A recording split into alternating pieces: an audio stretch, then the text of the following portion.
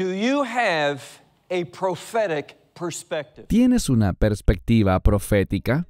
Y lo que quiero decir es esto. Cuando miramos a los profetas del Antiguo Testamento, cuando miramos a los apóstoles del Nuevo Testamento, y cuando estudiamos las palabras del Mesías, todos están de acuerdo en algo, en que hay eventos específicos. El Mesías dice que estos eventos deben ocurrir y están relacionados con un cambio que se avecina, un cambio maravilloso que se trata simplemente del establecimiento del reino de Dios. Pero aunque ese cambio es maravilloso, el camino para llegar allí será una difícil travesía. Y debemos entender bien algo.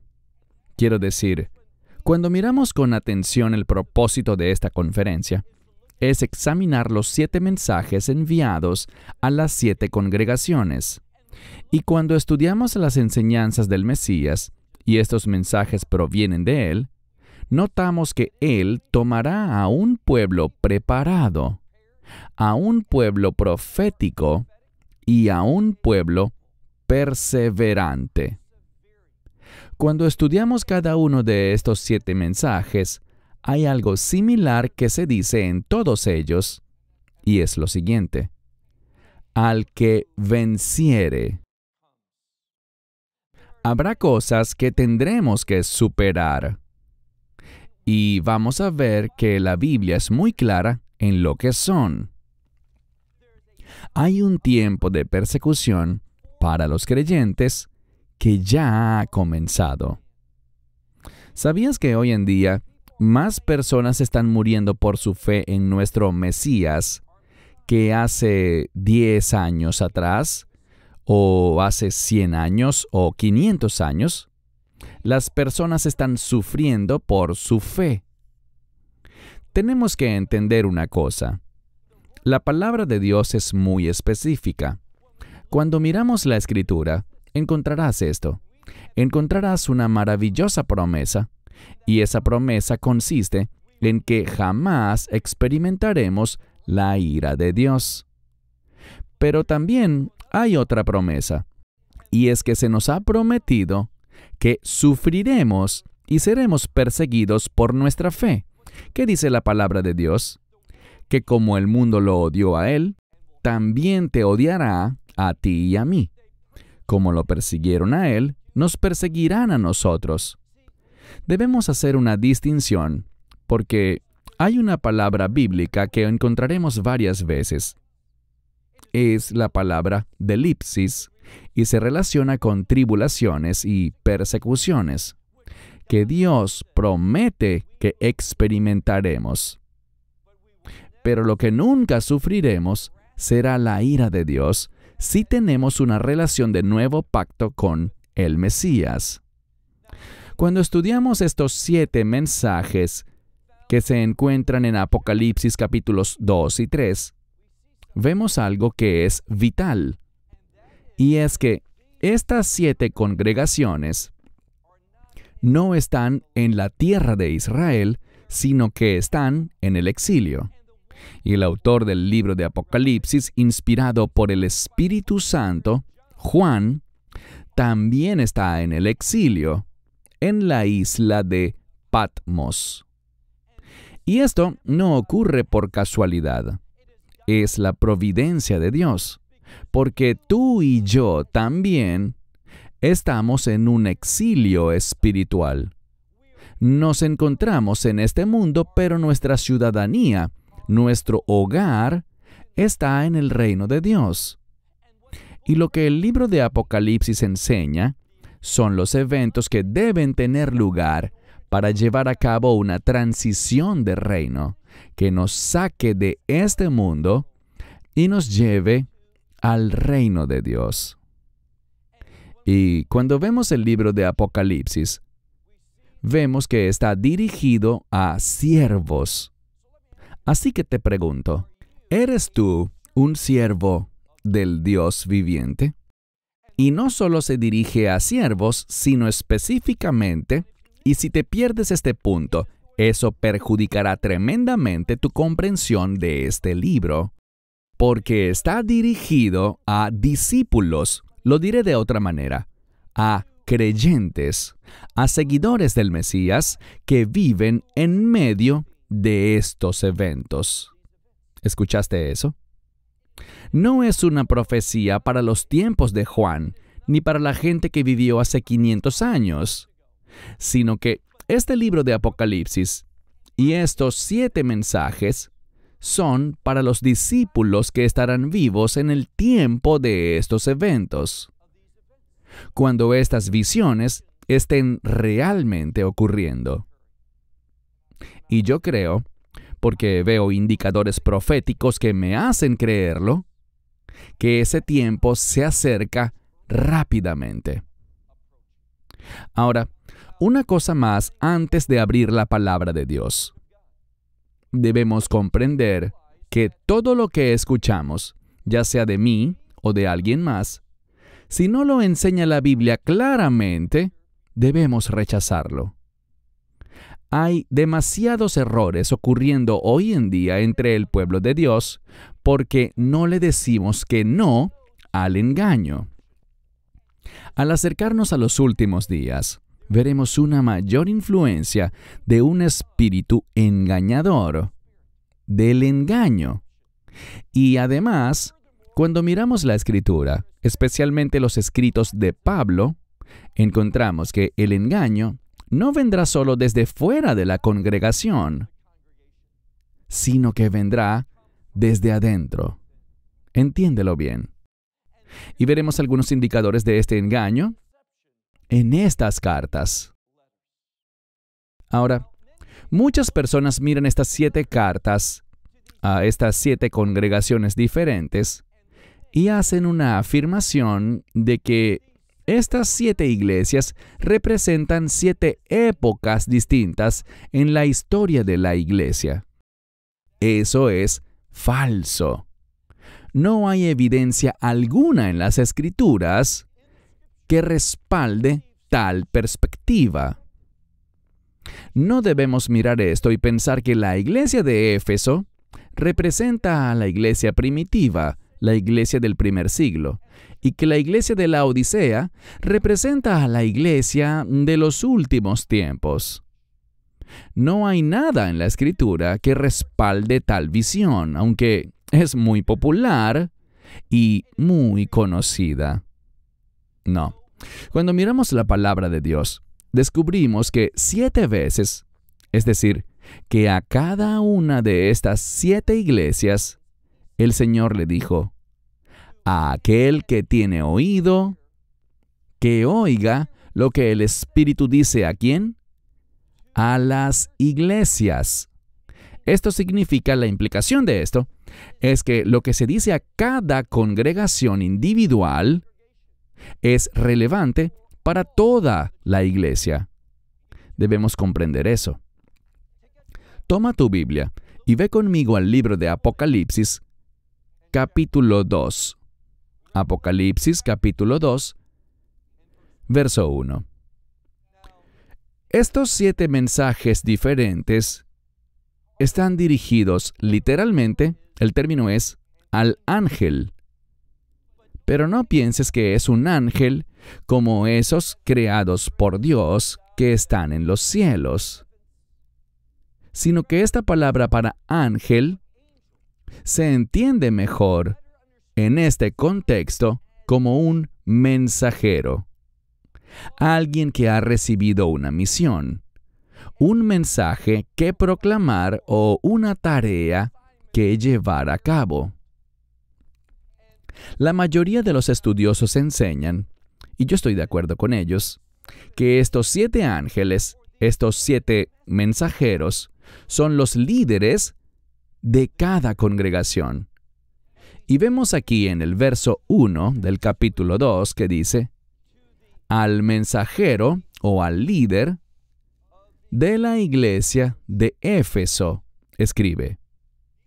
Esto dice, y detente por un momento, porque hay una fórmula consistente para cada una de las 7 epístolas. En Apocalipsis 1, vemos que este libro se trata de la revelación del Mesías Yeshua.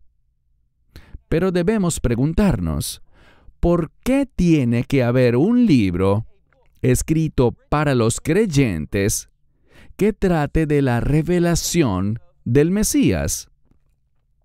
Y la razón es que su verdad, su identidad, se está distorsionando, incluso por parte de gente que está dentro de la iglesia, y por lo tanto el Apocalipsis pone las cosas en orden. Tenemos que conocer al Mesías de la Biblia. Tenemos que conocer su verdadera identidad. Y por lo tanto, a cada una de estas 7 congregaciones, Él se revela a sí mismo de una manera única, que habla tanto de su identidad como de sus propósitos. Esto dice, aquel que tiene las 7 estrellas en su mano derecha. La Biblia a menudo se interpreta a sí misma. Si ves algunos comentaristas, te darán todo tipo de interpretaciones para estas 7 estrellas. No debes hacer eso, porque si vas al último versículo del capítulo 1, el verso 20, no tienes que especular, no tienes que conjeturar cosas, sino que ahí dice, en el verso 20, a mitad de verso, las 7 estrellas son los 7 mensajeros de las 7 congregaciones. Así que sabemos quiénes son esas 7 estrellas. Son los líderes de cada una de estas congregaciones. Y dice aquí que el Mesías es quien sostiene las 7 estrellas en su mano derecha. ¿Qué quiere decir esto? Que su llamado es a estar bajo su autoridad. La mano habla de poder y propósito. Y aquí está revelando que su autoridad y su poder está sobre ellos siempre y cuando ellos se sometan a los propósitos de Dios. Creo que es un principio que tú y yo también debemos aplicar a nuestra propia vida. Debemos comprender que solamente podemos esperar su poder y solo podremos movernos bajo su autoridad cuando vivimos comprometidos con sus propósitos. Y cuando examino gran parte de lo que se enseña, de lo que es popular y que comparten muchos de los predicadores más populares de la actualidad, lo que veo es una distorsión de esto. Lo que escucho es que Dios está allí para ti, para ayudarte a lograr tus sueños, tus deseos. Eso es falso. Dios no está interesado en tus sueños. Tus sueños deben ser clavados en la cruz. Tus deseos, la mayoría de las veces, si no vienen de Él, vienen de la carne. Necesitamos crecer en nuestro compromiso con los propósitos de Dios. Solo cuando estamos comprometidos con la verdad, y como veremos en un momento, solo cuando estamos dedicados a demostrar su carácter a los demás, entonces y solo entonces nos serán revelados cuáles son los propósitos de Dios, tanto para el mundo entero como también para nuestra vida individual.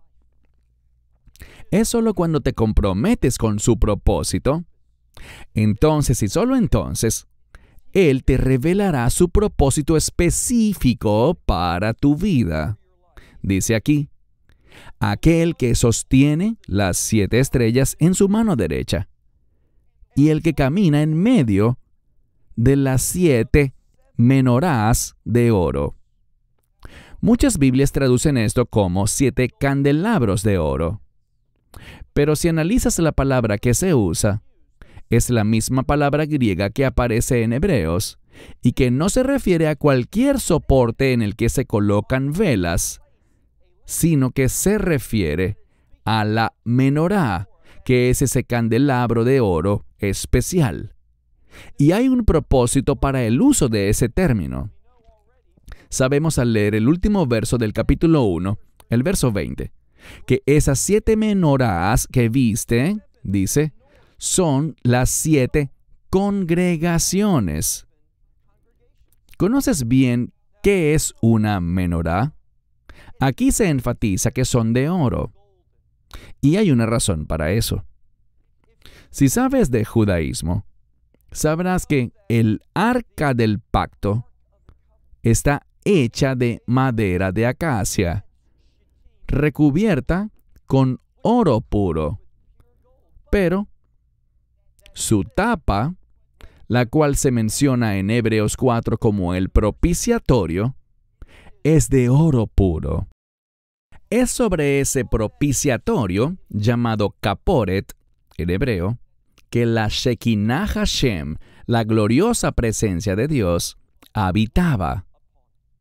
Así que vemos bíblicamente sobre ese propiciatorio entre los 2 querubines, que allí es donde de manera especial la presencia de Dios moraba en este mundo. Sabemos que Dios está en todas partes, pero de una manera única, de una forma especial, la presencia de Dios estaba allí. Y no es por casualidad, sino más bien por la providencia de Dios, que la menorá dorada, que también estaba hecha de oro puro, se encendía. Y la enseñanza bíblica es esta. Cuando vean la luz de la menorá, deben recordar la presencia de Dios. Cuando vemos aquí, y dice, aquel que anda en medio de las 7 menorás de oro, lo que está diciendo es lo siguiente, que su presencia está con nosotros. Y quiero asegurarles algo. A medida que nos acercamos más y más a los últimos días, a esos tiempos finales, es necesario, es obligatorio para cada creyente que recordemos que Él está con nosotros, que nunca nos abandonará, ni nos desamparará, que Él permanecerá entre su pueblo. Y es su presencia, basada en este verso, la que nos permite manifestar su gloria. A eso hemos sido llamados, y eso es lo que odia el enemigo, cuando tú y yo vivimos de una manera que manifiesta su gloria. A veces la gente dirá, ¿cómo estás? Y puede que te encuentres en medio de un conjunto de circunstancias muy difíciles. Pero oye bien, siempre que vivas de una manera que manifieste la gloria de Dios, estás viviendo una vida próspera. Estás viviendo una vida exitosa.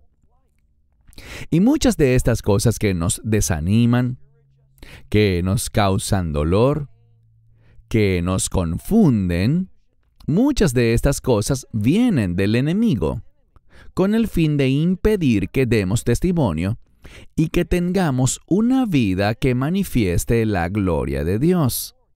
Si puedes conducirte de una forma que le demuestre a los demás la presencia de Dios en tu vida, estás viviendo con éxito. No evalúes tu vida por los estándares del mundo. Si estás adorando a Dios y estás manifestando el carácter de Dios a los demás, estás teniendo un gran día. Estás teniendo un día de bendición. Y todo esto se debe a una razón, porque su presencia está entre nosotros. Pasen ahora al final de este verso donde habla de la menorá de oro. El oro es considerado un material celestial. Y debemos entender que solo cuando estemos comprometidos con la verdad del reino y nos demos cuenta de que nuestra ciudadanía es del reino, que podremos tomar decisiones que manifiestan su gloria y su presencia en nuestra vida. Verso 2.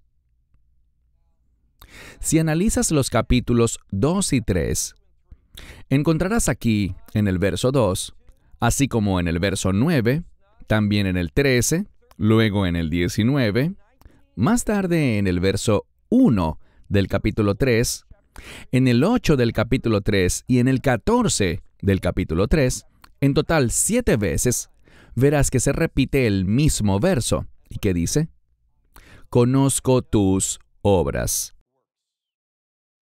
Toma esa declaración con la mayor seriedad.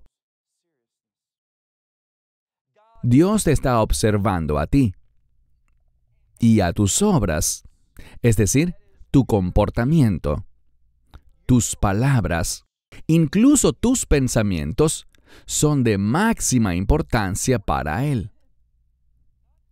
No porque puedas perder la salvación, sino porque nuestras obras manifiestan nuestra fe. ¿Te habías dado cuenta de eso? No somos salvos por obras, somos salvos por fe, mediante la gracia de Dios. Pero habiendo sido salvos por gracia y no por obras, cuando nos convertimos en esa nueva criatura en el Mesías, nuestras obras pasan a ser de suma importancia para Él. Él dice a cada una de estas congregaciones, leamos el verso 2, conozco tus obras. Y continúa diciendo, y tu trabajo. ¿Qué significa eso? Él conoce lo que producimos, pero también conoce el esfuerzo que ponemos con el fin de servirle. Lo que este pasaje está diciendo es que Él sabe todo acerca de nuestro comportamiento, cuán duro trabajamos y lo que logramos. Luego continúa diciendo, y tu perseverancia. Esta palabra puede traducirse como resistencia. Y veremos que esa palabra es de suma importancia en este capítulo. ¿Por qué razón? Porque si queremos ser hallados fieles, insisto, no está hablando aquí de los medios para ser salvos. Debemos ser un pueblo maduro. En mi opinión, y puedo estar equivocado, pero la gran mayoría de ustedes tienen esa relación de nuevo pacto a través de Yeshua, ¿verdad? Y por lo tanto, no está hablando aquí de cómo ser salvos. Hablaremos de eso al final de nuestra última sesión. Él está hablando aquí con creyentes, es decir, con discípulos, con hombres y mujeres que son siervos, que están viviendo durante los eventos de los últimos días, que están experimentando los hechos de estas visiones que Juan recibió. Y nos habla aquí de resistencia y perseverancia. ¿Por qué? Porque solo a través de la perseverancia podremos vivir una vida que supere los obstáculos. Esa palabra para superar se puede traducir igualmente como experimentar. Y me gusta esto, experimentar la victoria. Hay una estrecha relación entre la resistencia, y esa resistencia no tiene origen en uno mismo. Se debe a su presencia en tu vida a través del Espíritu Santo. Y a través de su unción podemos perseverar, superar obstáculos y avanzar hacia la victoria. Me gusta el versículo de la Biblia que se halla en Mateo 24:13 que dice, pero el que persevere hasta el fin, ese será salvo. Muchos comentaristas malinterpretan eso. No está diciendo que tu resistencia o tu perseverancia conduzcan a la salvación. Eso sería una herejía. Esta palabra para salvación, para ser salvo, es sinónimo de victoria. Lo que simplemente está diciendo es esto: aquellos que perseveran hasta el final pueden esperar la victoria. Al final de esta era, y más específicamente, al final de la era de la iglesia, tenemos una transición maravillosa en la que dejamos la corrupción, el engaño, la oscuridad y las mentiras de este mundo y avanzamos hacia un reino victorioso que manifiesta eternamente la gloria de Dios. Esto debería motivarte. Esto debería alentarte. Y esto debería ser la fuente de esa resistencia y perseverancia de la que se está hablando aquí. Pero sigue leyendo la última parte del versículo 2, que dice: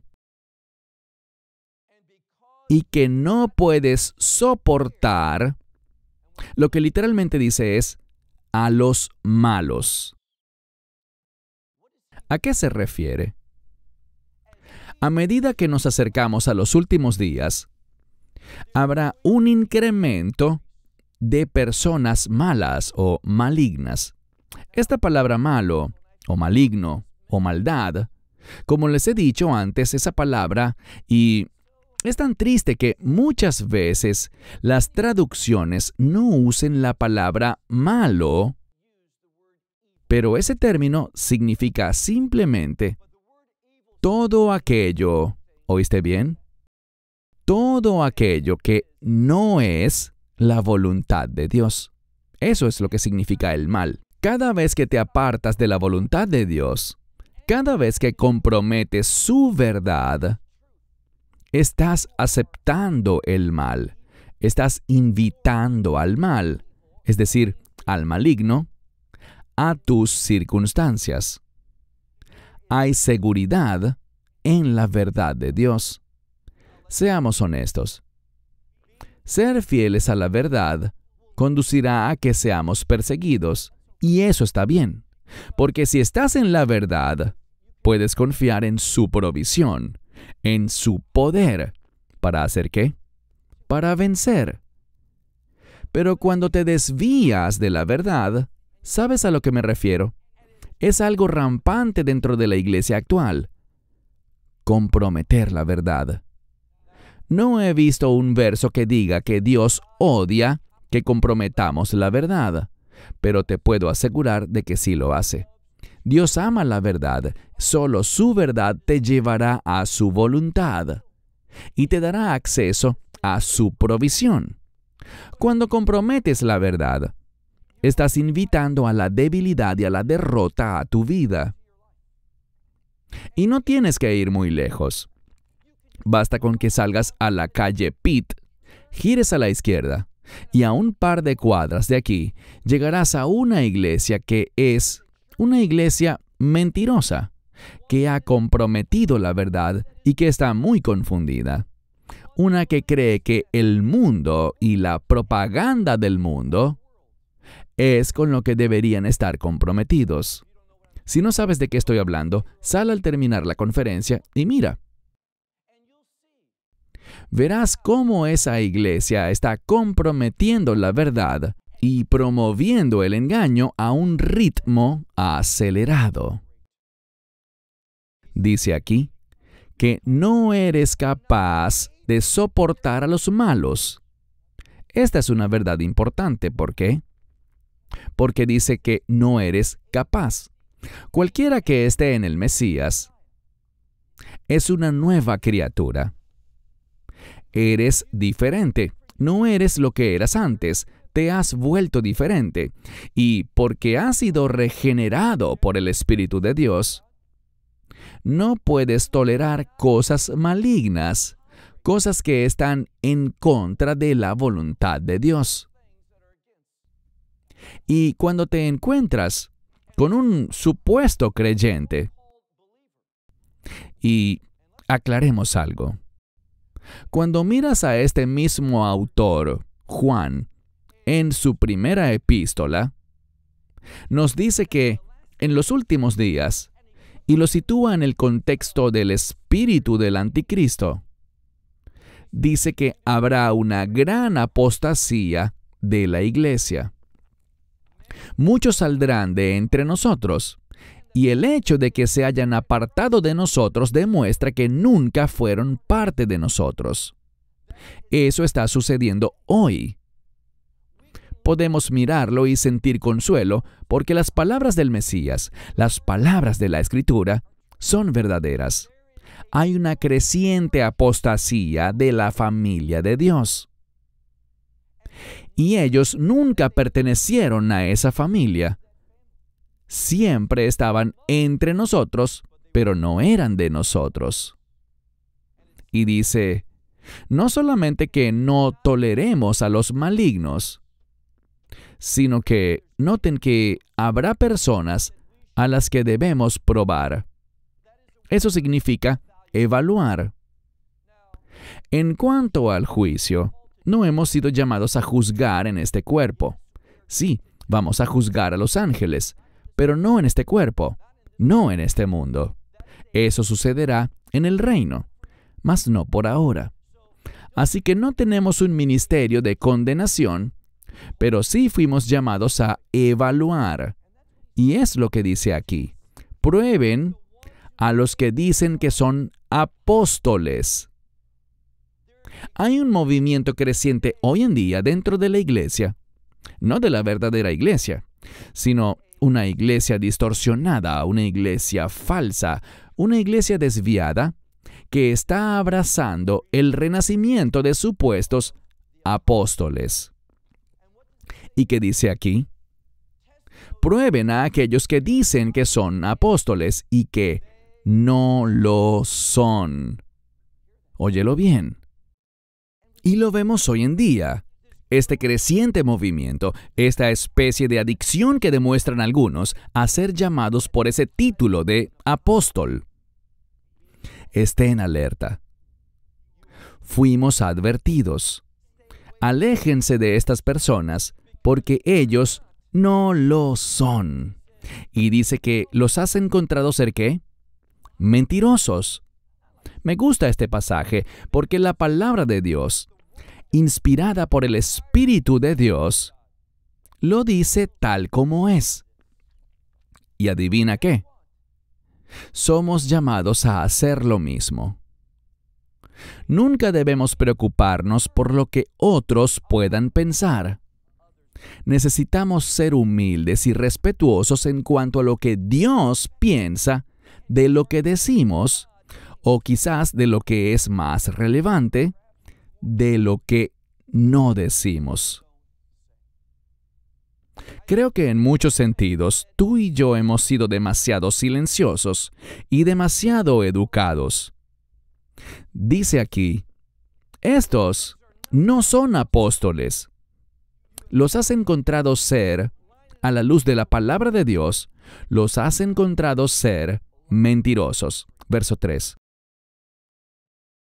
Y has sufrido, pero has tenido perseverancia. Y les pregunto, ¿cuántos aquí necesitan más perseverancia espiritual? Todos la necesitamos. Y la palabra de Dios nos dice, no tenemos que especular. La palabra de Dios nos dice cómo podemos tener acceso a esa perseverancia, a ese espíritu de superar obstáculos. Lo diré de otro modo, a ese espíritu de victoria, porque de eso se trata la batalla. Y solo cuando te comprometes con la batalla correcta, Dios suplirá su provisión. No es una coincidencia que diga que han sufrido. Sí, hemos sufrido en este mundo, pero han tenido perseverancia. ¿Cómo tengo acceso a esa perseverancia? Noten lo siguiente. Por causa de mi nombre. Ahora, en la Escritura, el nombre es sinónimo de carácter. Y solo cuando te comprometes a demostrar el carácter del Mesías, entonces y solo entonces, puedes esperar que Dios te provea de esa resistencia. Así que siempre comprométete a demostrar su carácter en tu vida. Y debo confesar algo. No es fácil. Cada vez que me propongo decir, Dios, ayúdame, quiero demostrar tu carácter a los demás. Cada vez me encuentro con una persona que me muestra cuán espiritualmente débil yo soy. Él hace algo o ella dice algo, y en lugar de devolver bien por mal, ¿qué sucede? Me uno a ellos. Y eso no es fidelidad. Debemos comprometernos a demostrar su carácter. Y cuando lo hacemos, ¿qué nos dará Él? Nos dará esa fuerza, esa resistencia que nos permitirá trabajar y, me gusta esta última parte, y no desmayar. El cantante Joshua Aaron es israelita y él conoce esta expresión que oímos tantas veces de los israelitas, en likoach, que significa no tengo fuerza. Simplemente no quiero hacerlo.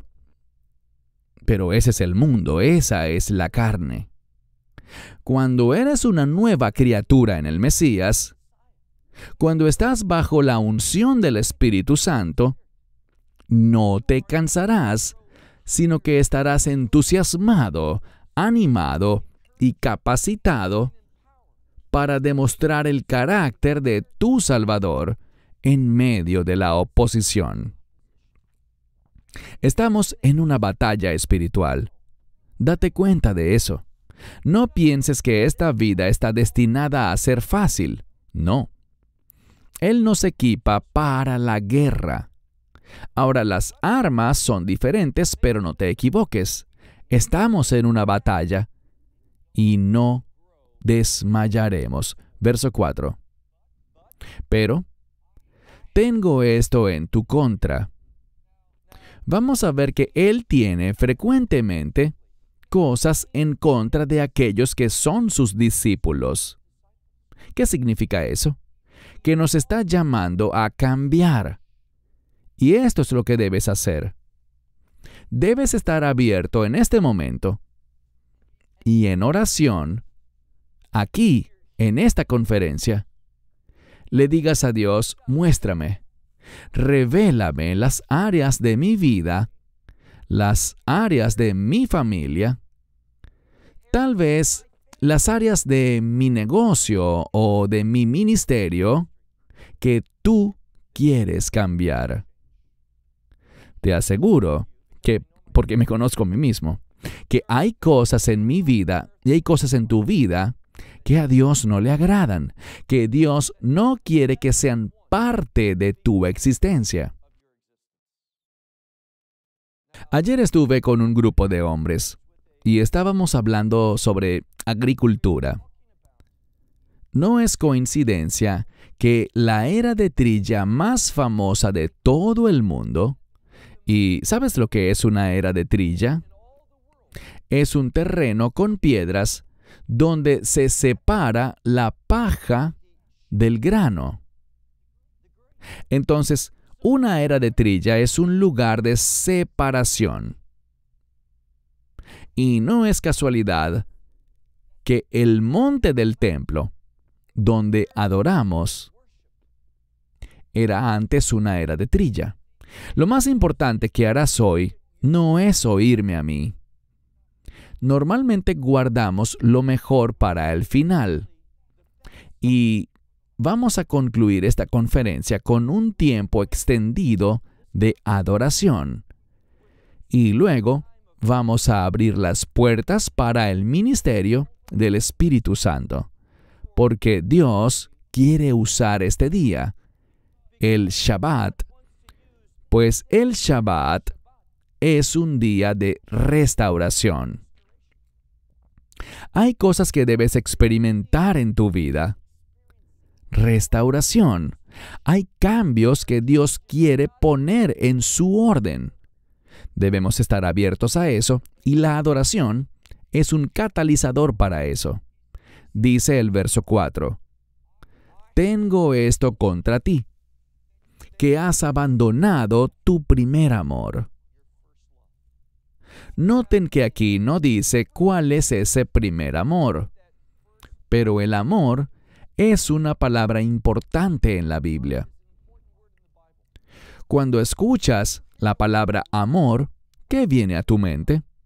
Bueno, si vienes de un trasfondo judío, cuando escuchas la palabra amor, ¿sabes qué viene a tu mente? La ley. Y la ley está atada a la justicia. Y me dirás, ¿por qué razón? Bueno, amarás al Señor tu Dios con todo tu corazón, alma, mente y fuerzas. Y amarás a tu prójimo como a ti mismo. Esa es la Torá. Toda ella se trata de enseñarnos a cómo amar. ¿Por qué? Cuando amamos según la verdad bíblica, manifestamos la justicia. Y lo que está diciendo aquí, en mi opinión, cuando dice, has dejado tu primer amor, es, ya no estás comprometido con mis instrucciones. Insisto, cuando miro cómo actúa la iglesia, con demasiada frecuencia le decimos, Dios, tengo instrucciones para ti. Y tratamos de adornarlo diciendo que eso es oración, pero no lo es. Sí, la oración es hacer peticiones y súplicas, pero eso es solo la mitad. Orar también implica escuchar a Dios. La palabra para oración, en forma verbal, lehitpalel, está en una construcción única que exige que al tiempo que nos comunicamos con Dios, deberíamos esperar una respuesta. La gramática de esa palabra implica que habrá una respuesta. Y generalmente, la realidad que encuentro es esta. En mi tiempo de oración, Dios no está de acuerdo conmigo. A Dios no le gustan la mayoría de mis oraciones. Y lo que Él me revela es el grupo de áreas en las que debo cambiar. Y solo cuando estoy dispuesto a entrar en acuerdo con Dios, es que Él se mueve en mi vida. Pero si no estás interesado en ponerte de acuerdo con Dios, en afirmar su verdad, en vivir de acuerdo a sus estándares de justicia, Dios estará muy, pero muy callado. No conocerás su unción, no conocerás su provisión. Solo conocerás una cosa, y eso es vacío en tu vida. Él está esperando que le pidas que sea Él quien llene ese vacío con su verdad y su voluntad. Verso 5. Por tanto, recuerda de dónde has caído. Esto muestra algo con lo que todos podemos identificarnos y es lo siguiente. A veces no estamos avanzando, a veces no estamos creciendo y madurando, sino que hemos caído. Eso significa que hemos prestado demasiada atención al enemigo y a sus mentiras. Entonces dice aquí, por tanto, recuerda de dónde has caído, y aquí hay algo importante.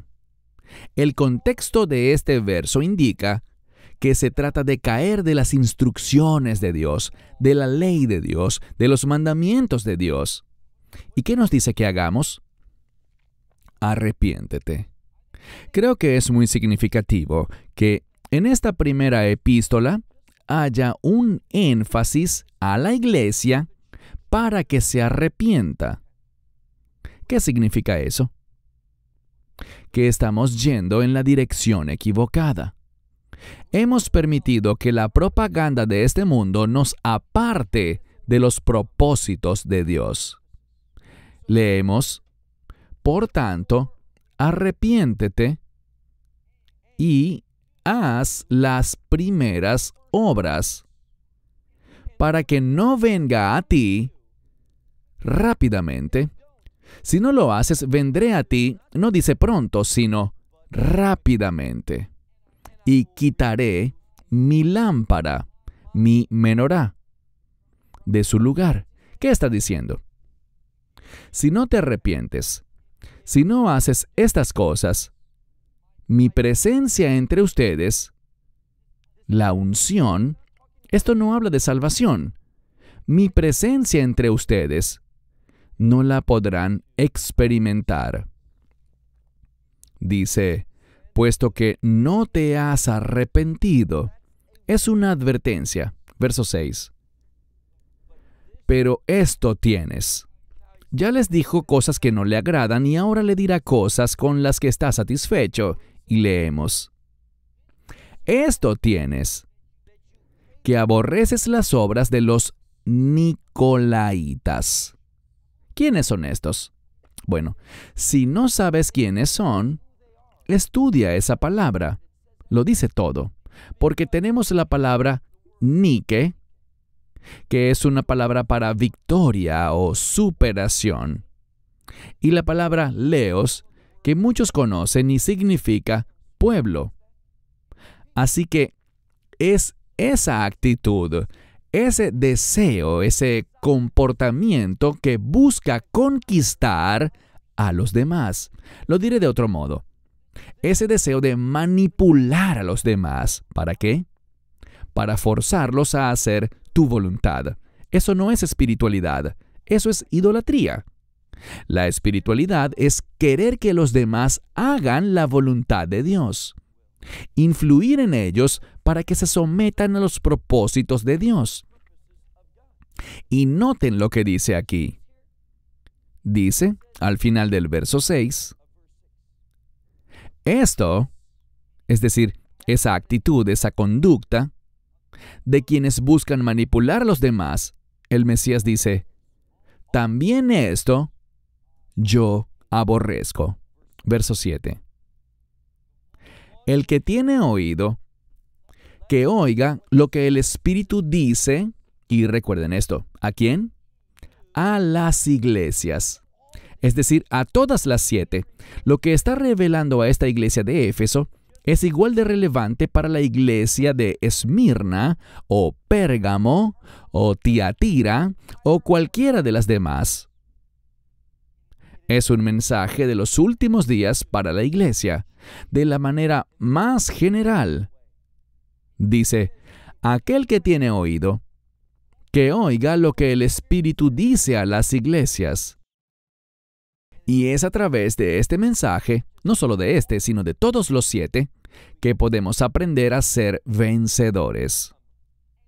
Y a aquellos que vencen, les daré el derecho de comer del árbol de la vida. ¿Sabes lo que veo aquí? Yo escribí en mi Biblia, junto a esto, la palabra hebrea tikkun, es decir, reparación. ¿Por qué? ¿Qué está diciendo aquí? Regresando al jardín del Edén, dice la Biblia, con respecto a los árboles en medio del jardín, que del árbol del conocimiento del bien y del mal no debes comer. ¿Qué hicieron ellos? Comieron. ¿Y qué es lo que debían haber hecho? Comer del árbol de la vida. Ellos eligieron sin sabiduría. Pero ahora nos da la oportunidad. Y la victoria significa estar de acuerdo con la voluntad de Dios.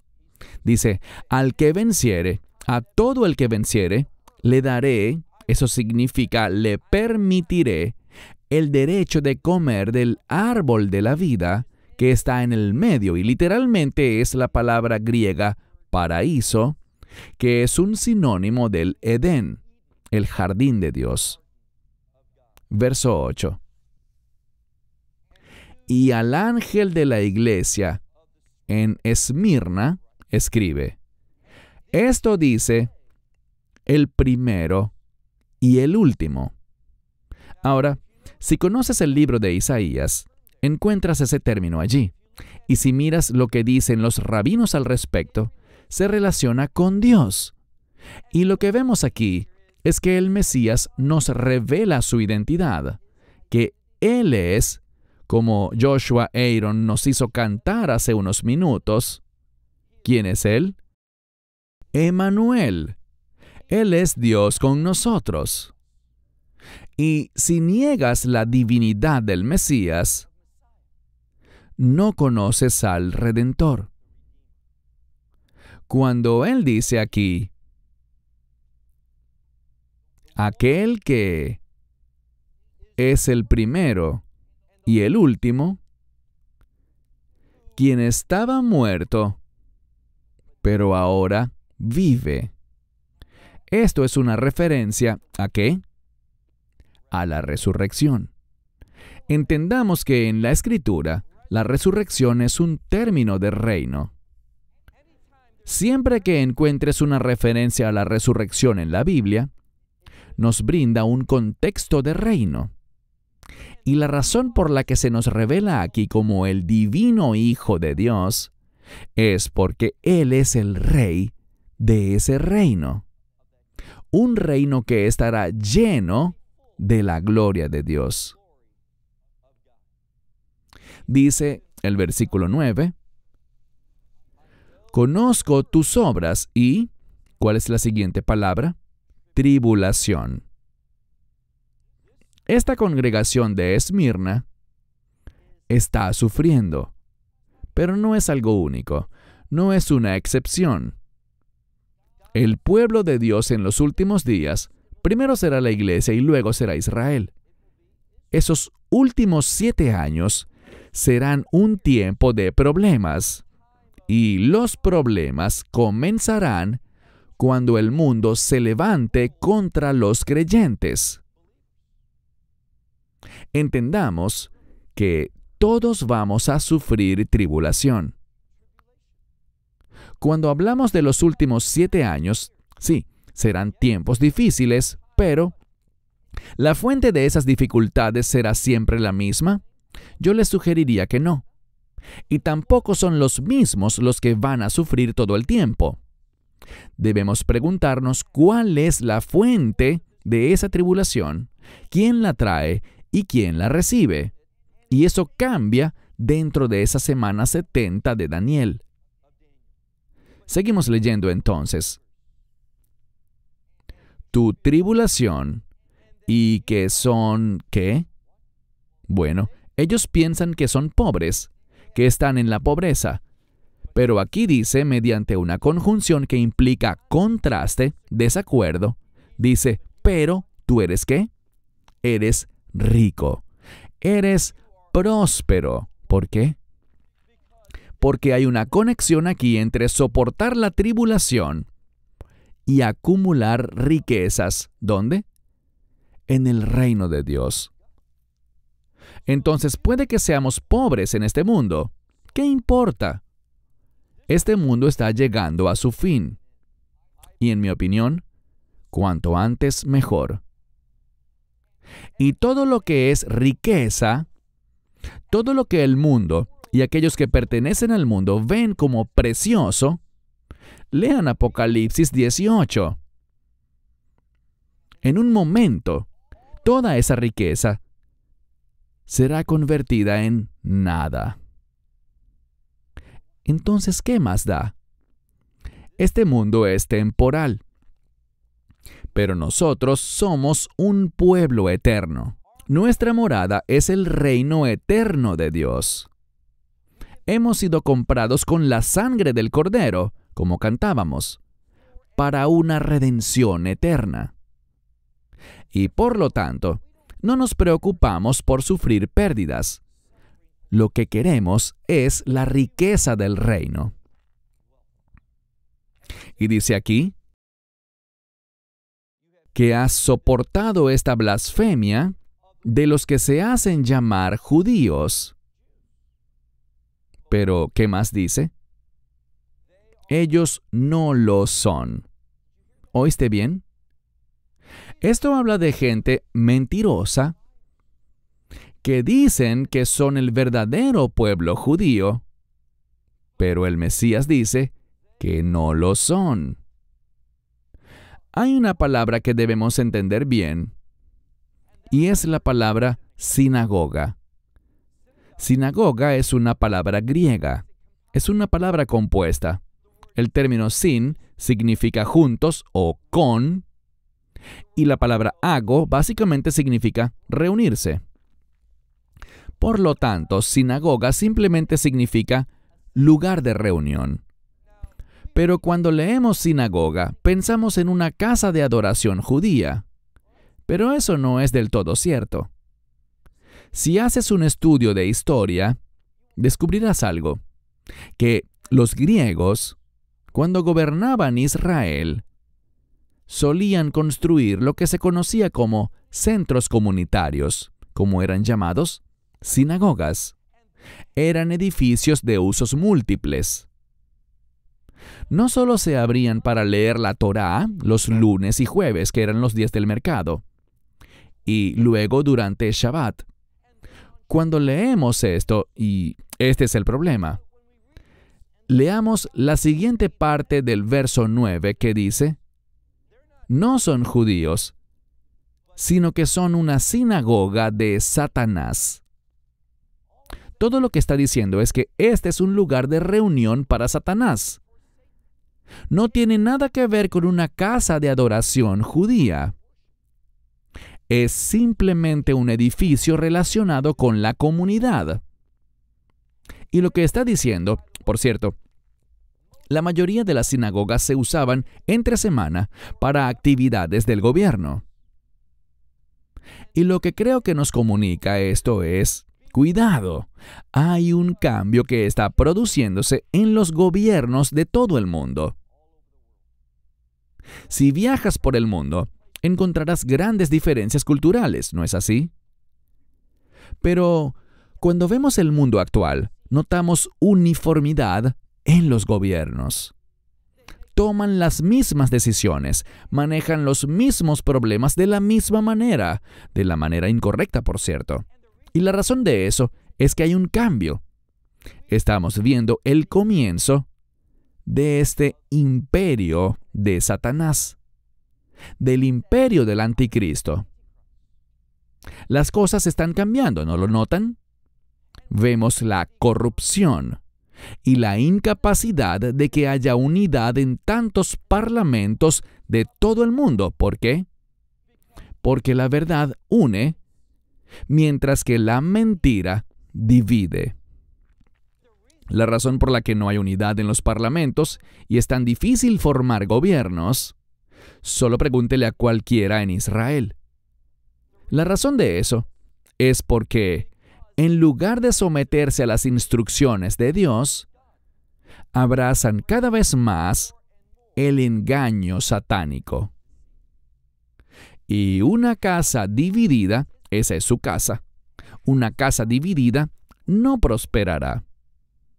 Y la casa y el gobierno del enemigo no prosperará. Es solo cuestión de tiempo hasta que Dios diga basta y el Mesías regrese, hablo de su segunda venida, y destruya ese imperio. Es un imperio derrotado, recuérdalo. Dice aquí que existe este centro de reunión, este edificio de Satanás. Pero nos dice en el versículo 10, leemos aquí: no temas lo que estás a punto de, ¿qué dice la siguiente palabra? Sufrir.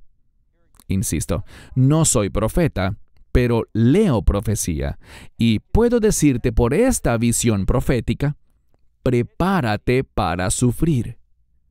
La iglesia será perseguida intensamente. Ya ha comenzado. Prepárate. No te dejes sorprender. Dice aquí, mira el verso 10. No temas lo que estás a punto de sufrir. He aquí, eso significa presta atención. He aquí el diablo. Es lo que dice aquí. El término diablo en griego es de donde extraemos la palabra diabólico. Significa tramposo, lleno de engaño. Es inteligente y dice aquí: mirad. Lo que está por sucederte es que el diablo te arrojará. ¿Dónde? ¿Qué dice allí? En prisión. Eso significa que seremos buscados por el gobierno. ¿No se está volviendo el gobierno cada vez más hostil contra las personas de fe? Anteriormente vivía en los Estados Unidos y hay informes verificados de que el FBI, mi padre, por cierto, trabajó para el FBI por 31 años, que el FBI considera a personas como tú y como yo, personas de fe, de una fe comprometida, nos considera como problemáticos. ¿Y adivina qué? Para ese imperio satánico del anticristo que está surgiendo, somos un problema. Alabado sea Dios por eso. Seremos considerados como el enemigo. Y por lo tanto, debemos esperar esto. El diablo está a punto de arrojarte a prisión para que seas, ¿qué? Para que seas probado. La palabra probado aparece en pasado aquí, porque uno de los significados de esta palabra probado en pasado es completamente, totalmente, por entero. Él te probará completamente. Y tú tendrás, lo dice de nuevo, tribulación. 10 días.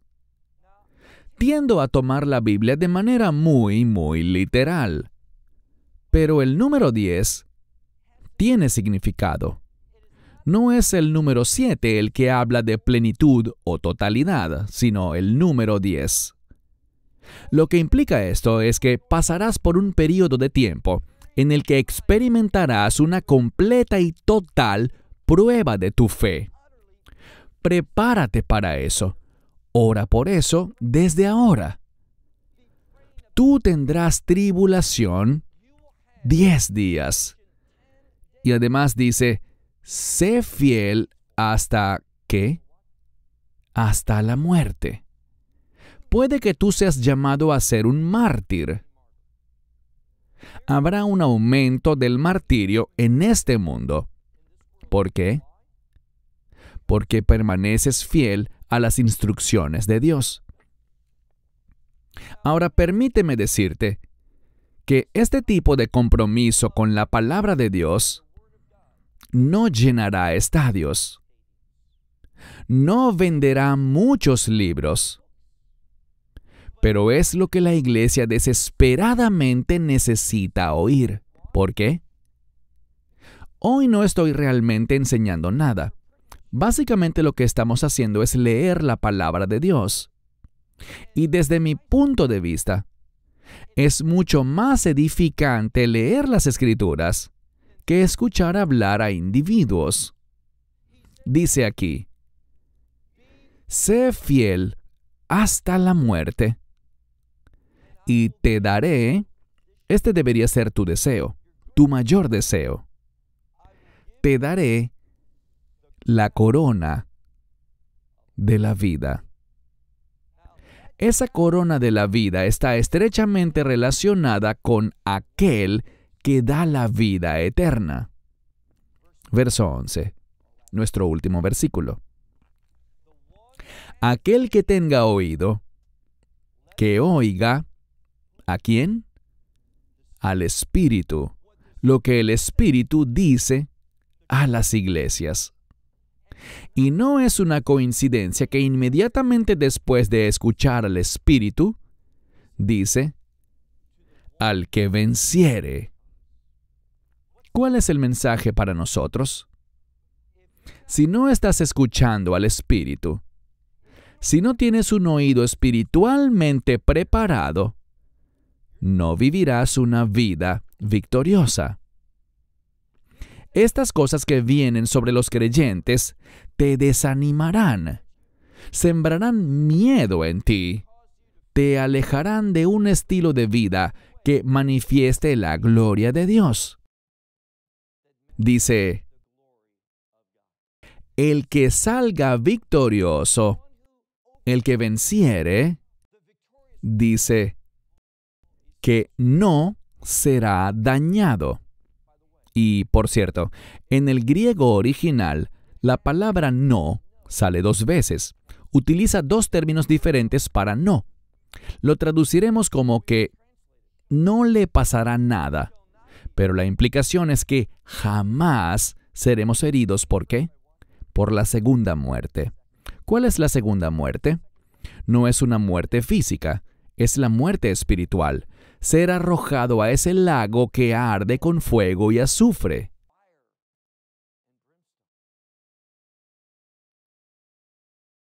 Tenemos victoria sobre esa segunda muerte. La primera muerte no es un problema, porque estar ausente de este cuerpo, dice la Biblia literalmente que eso es estar en casa. ¿Con quién? Con el Señor. Sabemos que el Apocalipsis termina con esta frase, Maranata, que está en arameo, y significa básicamente, ven Señor. Ahora, Él viene. Pero si Él quiere que yo muera antes de su venida, por mí está bien, porque estar ausente de este cuerpo es entrar a su presencia. Les pregunto algo mientras concluimos esta sesión. ¿Existirá algo mejor que estar en la presencia literal del Mesías? ¿Habrá algo mejor que eso? ¿Existe alguna razón para tenerle miedo a la muerte? No. La muerte, en el camino de Dios, en el tiempo de Dios, es victoria. No le temas a la muerte. ¿Qué debes hacer? Déjate animar por lo que Él nos prometió. Y eso es que cuando estemos ausentes de este cuerpo y experimentemos la muerte, instantáneamente estaremos para siempre con Él. Esa es la esperanza que cada uno de nosotros debe tener. No la esperanza de que pase lo que yo quiero que pase, sino una esperanza que sabemos que es una realidad. Dios Padre, te alabamos porque eres fiel, porque tu palabra dice que no puedes mentir. Padre, permítenos tomar estas palabras y aplicarlas a nuestra vida. Que seamos hallados como tus siervos fieles. Señor, danos la fuerza para superar la persecución, las pruebas y las tribulaciones. Que podamos manifestar tu gloria a otros y ser un ejemplo de tu poder. Y que todos los que hemos recibido tus maravillosas promesas, seamos un estímulo para que otros acepten tu evangelio. Este es nuestro deseo en el Mesías. Amén. In Messiah. Amen. Esperamos que te hayas edificado con el mensaje de hoy y lo compartas con otros. Te invitamos a seguir nuestros estudios cada semana por este canal y por el portal de YouTube de Amarás a Israel. También puedes descargar nuestra aplicación móvil gratuita, Mi Estudio Bíblico. Finalmente, para obtener más información sobre nosotros, visita nuestra web amarasaisrael.org, donde encontrarás otras conferencias de Baruch en audio, video y texto. Hasta el próximo programa. Que el Señor te bendiga en Yeshua HaMashiach, Jesús el Mesías, mientras caminas con Él. Shalom desde Israel.